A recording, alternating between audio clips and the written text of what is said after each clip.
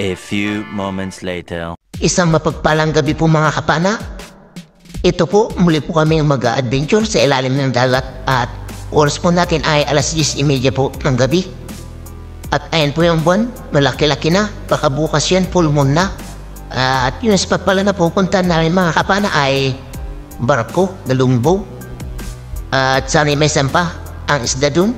At tira po kasi ng lapu-lapu yun at saka yung mga Maury snapper at saka yung mga mangrove snapper at mga luna center. At ayun, abang-abang kayo mga kapana sa spot natin pupuntan. Sana ay may sabaw yung isda kahit maliwanag na yung buwan. 1 hour later. Narito na po kami sa may spot mga kapana at ito po yung barko na lumuhog. At ito, tinitingnan natin.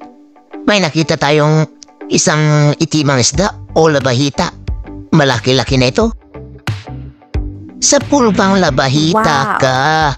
Ayan, labahita o pugot. Buenamano natin mga kapana, labahita. Sa di kalayuan mga kapana, ito yung ating nakita. Isang luba o marble grouper. At ito, sa pulkang luba ka. Ayan na headshot mga kapana. Thank you Lord. Malaki-laki ito. Mas malaki kaysa yung nakuha natin kahapon. Mga nasa 4 na kilo na ito o magli5 kilo. Thank you ulit Lord sa blessing. Kwarta ito habang naibenta bukas mga kapana. Malaki-laki talaga. At buti na lang at headshot. Hanap ulit tayo ng isda. Ito isang itiman ulit mga kapana o labahita. Good size na. Ayun sa pool. Thank you Lord. Pandadagdag ulit sa pambebenta natin ito. Medyo madalang yung panain mga kapana. Gawa siguro ng maliwanag na yung buwan. At ito mga kapana, pusit ang ating nakita. Good size na. Ayun sa pool. Ito naman yung pang-ulam natin mga kapana, calamares ka bukas. Oo, masarap din ito sa adobo mga kapana. Isang dalagang bukid o kabasi ang ating nakita. Sa pulkang dalagang bukid ka. Ayan, sari-sari mga kapana, pandadagdag sa pambebenta natin.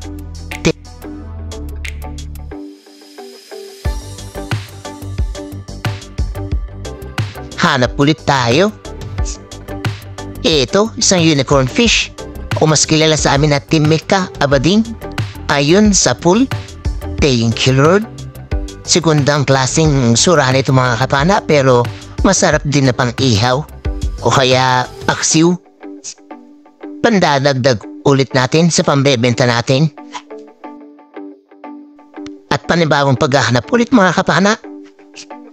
Ito isang lapu-lapu andito sa may silo ng manipis na coral. Ayan o.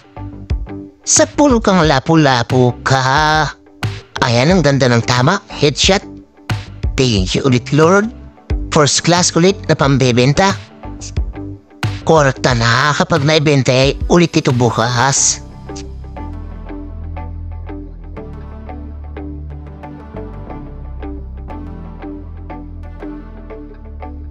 At ito mga kapana, kabasi ulit o dalagang bukid ang ating nakita. Sa pulkang kabasi ka at pasensya na pala mga kapana, yung isang dalagang bukid yan, hindi na natin nakuha na ng video. Isdang masarap. Sa prito naman ito mga kapana. Hanap ulit tayo. Ito mga kapana, ulambutan. Good size na ito na pang ulam. Mga nasa kalahating kilo na ito mahigit kaya kukunin natin ito. Calamares na naman ito bukas. Ayan o, napakaamo at ayun, huli. Thank you Lord. May masarap na naman tayo na panguulam. Calamares na kulambutan. Hanap na naman tayo ulit mga kapana. Eto, dalagang bukid. Sa pulkang dalagang bukid ka. Ayan, salamat. May pandadagdag ulit tayo sa pambebenta natin na sari-sari.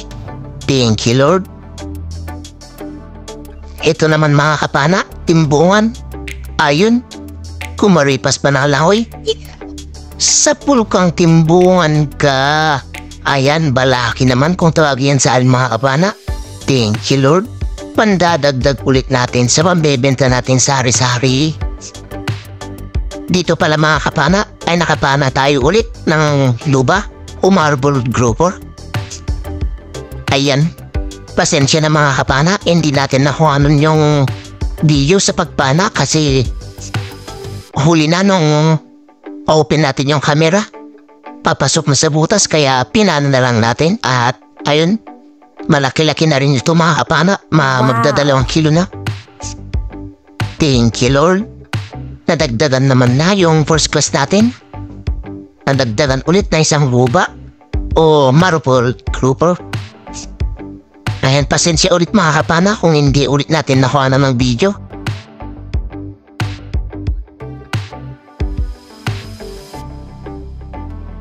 Hanap ulit tayo mga kapana.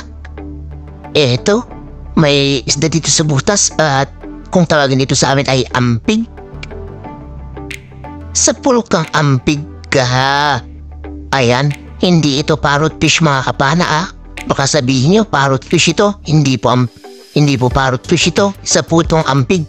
Pwede po itong huliin at masarap din po ito sa ihaw tsaka paksiw. Thank you, Lord. Pandadagdag ulit sa pambebenta natin. Malaki-laki na ito. Sinilapad na ng palad ko. Dito mga kapana, nakakita tayo ng sea clam o mas kilala sa amin na mullet. Ayan nakataglit kaya ayan inayos natin mga kapana para maayos naman yung pagkakapisto niya. Ayan, malaki-laki na yun mga kapana pero bawal po huliin yan. Kaya hanggang video na lang po tayo.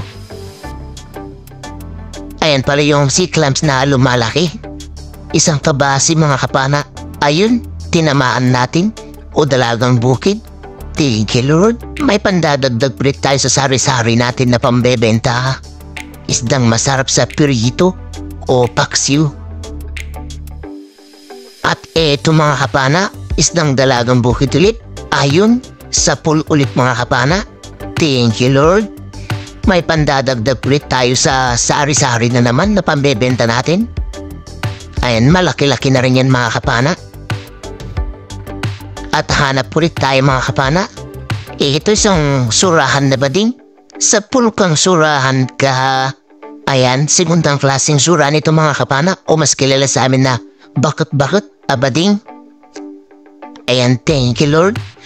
May pandadagdag ulit tayo sa pambebenta natin. May kasama na yung isang surahan na bading na nakuha natin kanina na isa. Ito mga kapana, isang danggit bahura ang sumalubong. Sa pulkang danggit ka. Ayan, good size na yun mga kapana at meron pa yan sa may bandang baba natin kaya kasaulit tayo para mapahanap pa itong isa. Eto siya Sa pulka ulit. Ayan, nakadalawa tayo mga kapana. Danggit bahura o mas kilala sa amin amplong. Isang ori din ng rabbit fish. Isdang masarap sa paksiw o sa sinabawan at masarap din kung makatinik kaya ingat-ingat mga kapana sa paghawak. Hanap ulit tayo. Kabasi na naman. Sa pulkang kabasi ka. Ayan, kabasi o dalagang bukid. Isdang masarap sa prito o paksiw. Masarap din sa kinilaw ito mga kapana. Dito mga kapana may pusit ulit tayo na nakita. Medyo malaki na ito. Ayun, muntik pa tayong takasan. Buti nila at huminto rin. Ayun sa pool. Thank you, Lord. May kasama na yung isang pusit natin na kakalamaris natin. At saka yung isang cuttlefish o kulambutan na maliit. Thank you, Lord. Marami-rami na ito na pang-ulam. At dito mga kapana, danggit bahura ulit ang ating nakita. At ito na rin yung huling napanan natin at umahon na tayo. Ayun sa pool. Thank you, Lord. Pandadagdag ulit sa pambebenta natin. 1 hour later. Good morning po mga kapana. Andito na po tayo sa bahay at ito na po yung mga nahuli nating isda. Medyo madalang yung panain at kukunti lang yung nahuli natin pero sulit na rin yan mga kapana. At malaking blessings na yun mga kapana. At least meron tayong dalawang nakuha na medyo malalaki at luba pa at first class. Ayan po yung malaki natin na luba at ayan po yung mas maliit. At ayun yung mga ibang isda yan mga kapana, hindi na natin nakuha ulit ng video dahil tinitipin natin yung battery ng ating camera. At ayun yung isang labahita natin na malaki.